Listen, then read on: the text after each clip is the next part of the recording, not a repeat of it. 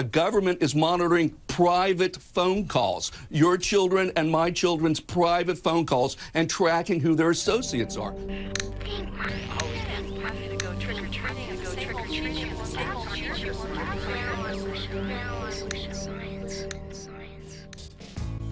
This June, we learned that our private lives are no longer private.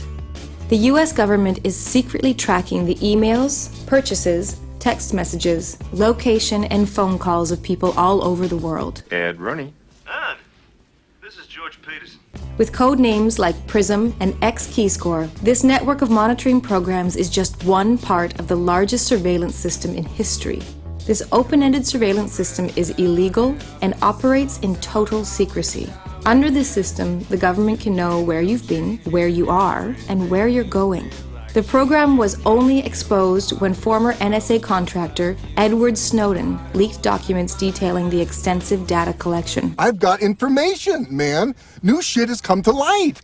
The president, the NSA, and their lawyers have tried to deflect public outrage by distorting the facts and misleading the public about the process.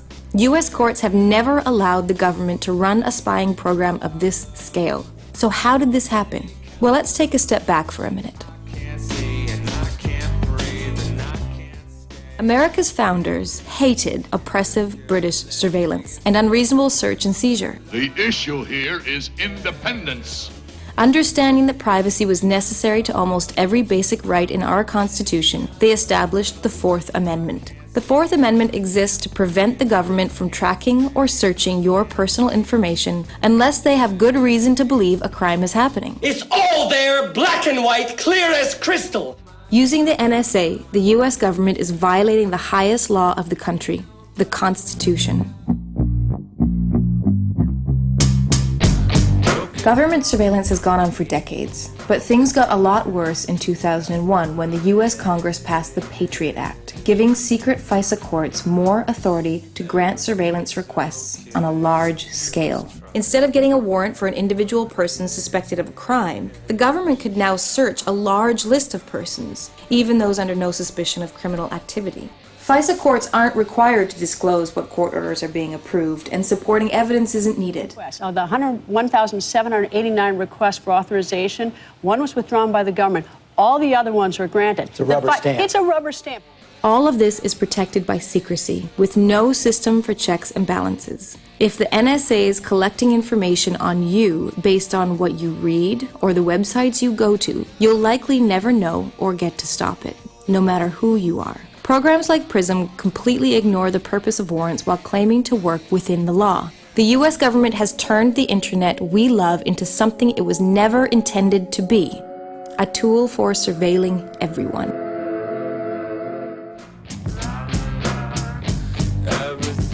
This is the most essential problem. Through these secret courts and secret interpretations of the laws, U.S. government agents can illegally track internet users based on things like keywords. Analysts who use a system from a web portal at Fort Meade key in selectors or search terms that are designed to produce at least 51% confidence in a target's foreignness. Data has been collected for years on the most popular websites, Gmail, Facebook, Yahoo, and many more. Got him at the bottom of the hill. There's thousands of words that the government tracks, words like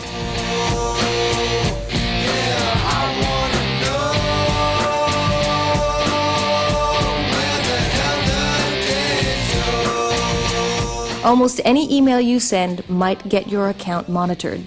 This kind of tracking can make you second guess what you say. That's why mass spying is unconstitutional. Abuses are inevitable and data leaks are already happening. Spying on our internet usage gives the government power over our lives. What happens to free speech, free association, or a free press when everyone is under constant surveillance, even in our most private moments? Experts on surveillance, privacy, and intelligence agree on one thing. The NSA, President Bush, and Obama and their secret courts are interpreting multiple laws in a way that most Americans would find shocking. This is allowing the kind of surveillance and collection that the Constitution was not meant to allow. These programs break the law. They violate the Fourth Amendment and they strip us of our privacy. The U.S. Constitution was written to prevent government surveillance programs like PRISM. It's up to us to demand that these ideals be upheld.